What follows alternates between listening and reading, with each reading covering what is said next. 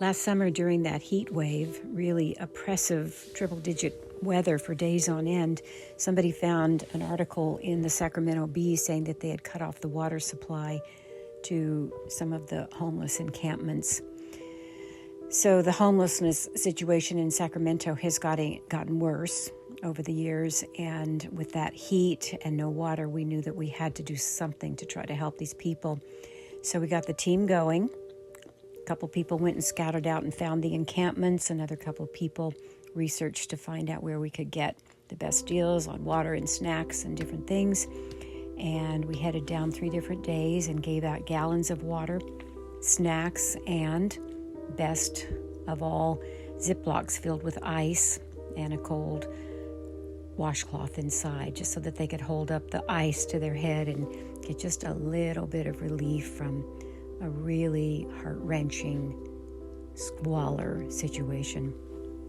Genevieve is right up there. We're handing out water, bags of ice, with a clean washcloth. So this lady just got ice, and she's loving it. Oh my gosh. I thought I'm walking behind Genevieve, and we're going to ask this person if they want water and a cloth with ice. Hey, would you like a cloth with ice? Good man. All right. How about some string cheese and hard candies? Thank you. Yeah, thank you. Bye.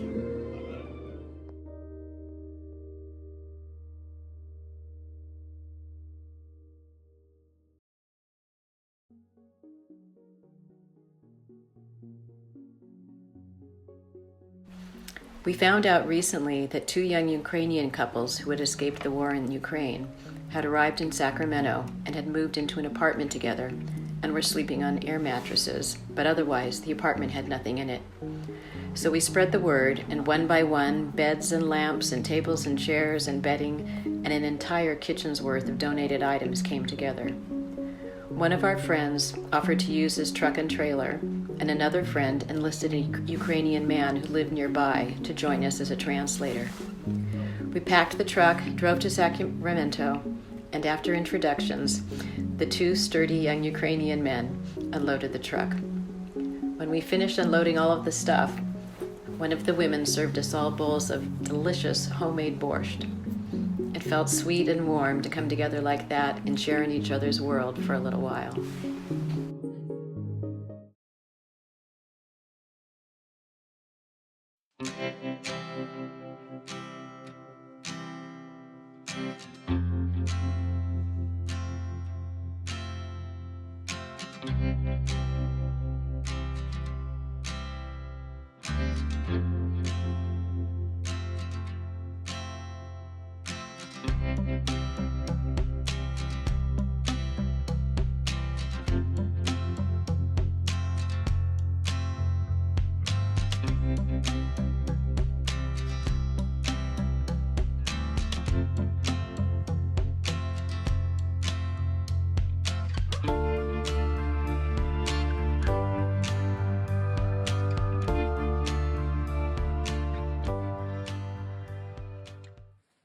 Along with art supplies and diapers that we brought directly to the orphanage, we drove around with Valentina and a translator and met with Ukrainian families to determine what they might need.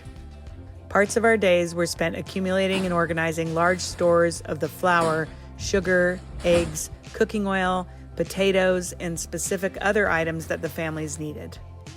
These items ranged from .07 pencil lead for school to type 2 diabetes medication.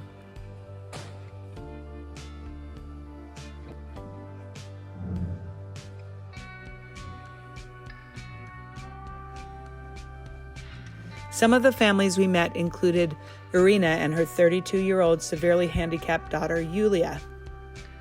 We also met a couple in their late 30s, Alex and Oksana, with their 4-year-old daughter with cerebral palsy. They needed a tracheostomy tube that is hard for them to find, let alone afford.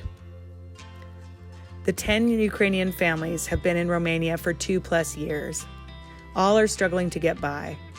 A family of 4 and a family of 9 live together in one large farmhouse. Both husbands have heart conditions and don't work. 2 separate Mennonite families, both with 5 kids, and both dads work construction locally. The kids all spoke English. The older ones write well, as they are educated by American Mennonites. Another family with a mom of 4 and a dad who works in a local factory, a mom of 4 young girls whose dad is in the army, and a lawyer mom from Kiev with a 9-year-old son, Kirill, who has a stepdad also in the war. We got to enjoy the look of surprise and pleasure on the faces of the people who received something from us that they'd asked for, or something that was entirely unexpected.